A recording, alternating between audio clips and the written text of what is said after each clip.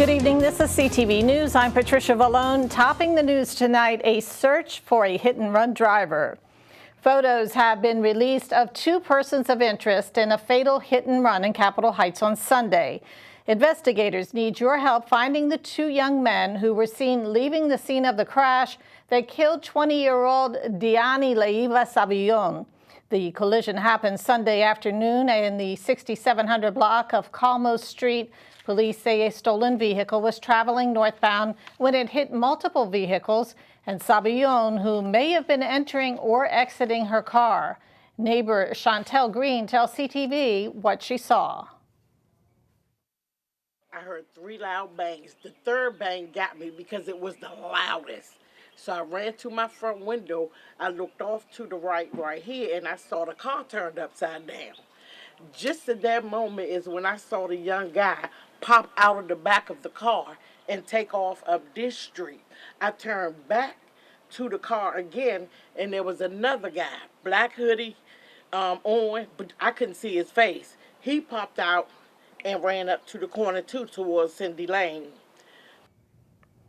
If you have any information on this case, you can call the PGPD Collision and Analysis Unit at the phone number on your screen. Another new headquarters is moving to downtown Largo. The Park and Planning Commission is consolidating its headquarters there after acquiring two office buildings from the University of Maryland Global Campus and the Maryland State Government. The agency plans to move into the $75 million office buildings in stages, starting with the Planning Department and Planning Board before the end of the summer. We have this property here, we have a building across the street that we're also going to be using, and then we have the nature park next door. And for the foreseeable future, we really want that nature park to be improved and to see that as an amenity as well. Really what we're a part of, though, is the county executive's vision for downtown Largo. And we want this to be one of the vibrant cores for Prince George's County. So in addition to being a great place for folks to work, there is a cafeteria here, which we envision the cafeteria as a food hall that will work with local businesses in the county, local restaurants in the county, and will be serving not just the folks who work here, but also the folks in the community. So that's going to be an additional asset, amenity for the community. And the agency had previously purchased land near Metro and Largo for its headquarters before the UMD Global Campus became available. That land will likely be repurposed or sold by the county. Well, it has been a little over 4 months since Aruna Miller was sworn in as Maryland Lieutenant Governor. CTV caught up with Miller recently at an event in Graysonville to get her take on how things are going for the Moore Miller administration. The word she used to describe the last 4 months was terrific, and here's why. Look, we came out of the bat. We introduced 10 pieces of legislation, Governor Moore and myself. All 10 pieces of legislation passed the Maryland General Assembly with bipartisan support. And we have been also be able to go to every single jurisdiction in the state of Maryland, all 24 locations, because Governor Moore and I believe that those closest to the challenge are closest to the solutions. So we need to be able to meet people where they are. And two areas that Miller mentioned specifically were bills aimed at ending child poverty and the SERVE Act, which will provide career and life skill opportunities for high school graduates. And you are watching CTV News. I'm Patricia Vallone. Coming up, a hearty congratulations to the Prince George's High School class of 2023. Stay with us. I'm not here to fire you up. If you're not already fired up, you shouldn't be in this room. Right now is your chance to be a part of a victory the world will remember forever. Victory over cancer. Today's cancer research is tomorrow's victory. A victory that is there for the taking. Grab it. Now that was a great halftime speech. Let's go win. Don't give up. Don't ever give up. Welcome back. A new set of high school graduates walked across the stage today. Gwen Park High School held its commencement ceremony at the Showplace Arena. The jubilant seniors donned gold caps and gowns this morning. CTV News spoke with members from the class of 2023 just moments after their graduation. I'm feeling very, very appreciative. I'm feeling grateful for being in this position, because it's been a long road. We've gone through ups and downs, but we made it. Talk about your experience in the National Honor Society and how it prepared you for this next chapter. It mainly focuses on giving back to the community and, doing community service. And Bowie High School seniors also walked across the stage this morning at the University of Maryland's Xfinity Center. The Bulldog graduates received their diplomas and are now beginning the next stage of their lives. As many of you know, our classmate, my best friend, Sophia Peck, would have been graduating with us today, but cancer cut her life short. And while I know she's here in spirit, after she passed away, her mother gave me some words of advice, and it was to live life to the fullest. So every day, my friends and I try to make every occasion special, because we come to realize that we don't appreciate the moment until it's over. And while I'm not going to stand up here and give you advice on what to do in the future, I can definitely advise you to live in the moment. And 3 other schools also held high school graduations today: Northwestern, Frederick Douglass, and the International High School at Langley Park. Well, Maryland officials released draft marijuana rules to prepare for legalization this summer. The state's adult use cannabis market is set to come online in July after voters approved a legalization ballot referendum last year. The 41-page draft rule sets definitions, codifies personal possession limits, lays out regulators' responsibilities, and explains licensing protocol. The emergency regulations must be approved and published in the Maryland Register before they're enacted. A teen is dead following a shooting in Upper Marlboro, and police are looking at the incident as a possible domestic violence case. The victim has been identified as Cameron Jennifer. Police were called to the 12,500 block of Woodstock Drive East on Sunday evening. When officers arrived, they found Jennifer and 2 other adults suffering from gunshot wounds. The teenager died later at a hospital. Police say the teen and the adults are relatives and all lived in the home together.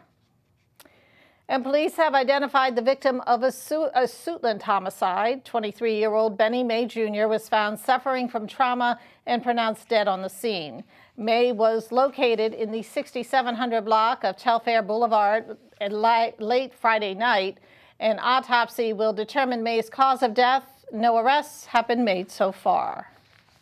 And a Bowie man is sentenced to more than 5 years in federal prison for illegally transporting firearms overseas. 41-year-old Wilson Fonga was convicted of transporting 38 sniper and assault rifles, as well as handguns, and for smuggling the weapons and ammunition to Nigeria.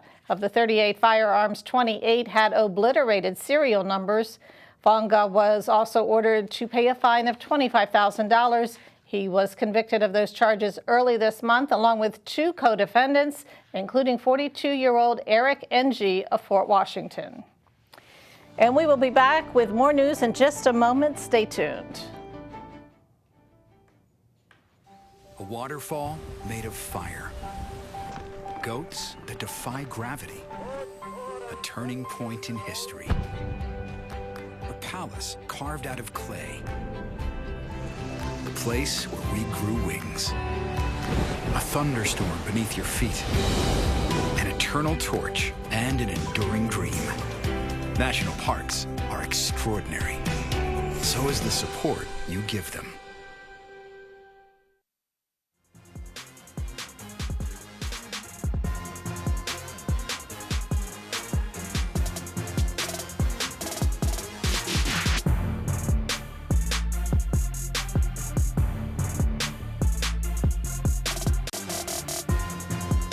In sports news, the NBA Finals are now set. The Miami Heat will face off against the Denver Nuggets for the championship this week. This after the Heat knocked off the Boston Celtics last night, 103-84. It was an up-and-down series. The Heat won the first 3 games, but Boston fought back to win 3 consecutive contests. In the series final, it was a close game until Miami pulled away in the second half. And it's hard to survive 3 rounds just to get to that final round. We're extremely grateful for that. We're not even going to think about this next round until we get to Denver.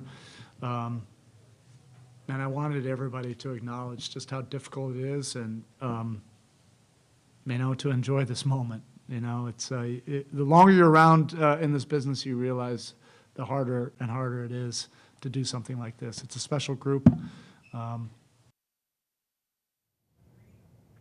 And the Miami Heat and the Denver Nuggets begin their series on Thursday.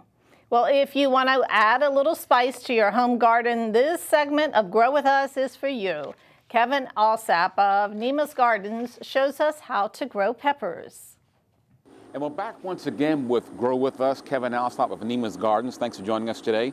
We spent the winter getting our gardens ready. We planted onions. We planted over the winter time garlic as well, onion sets. And today, what's on the menu? We're going to plant some peppers today. Any types in particular?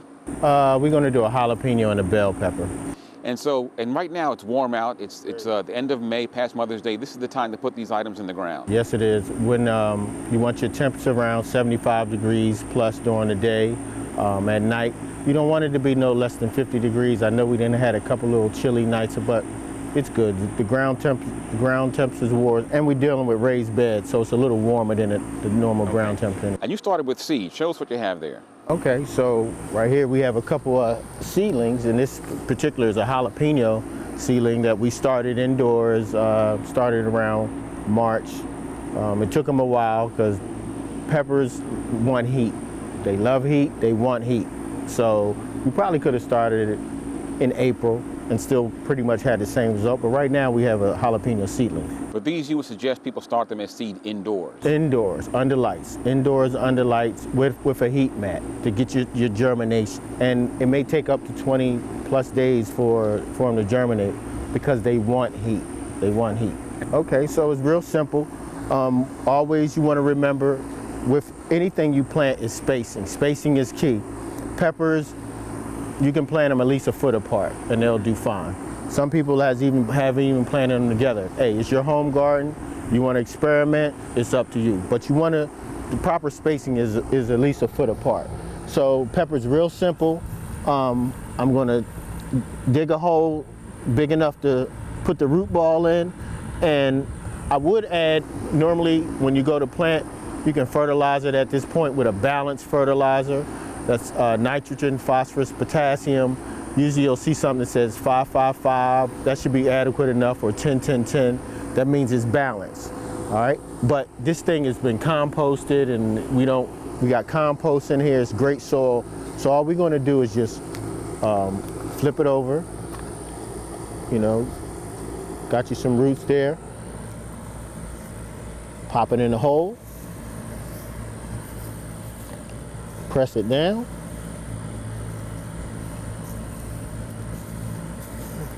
And then as always, make sure you water it thoroughly. Water it in thoroughly. You can mulch the bed. Like usually sometimes we use fabric. This time we just got some straw, which will break down into the soil.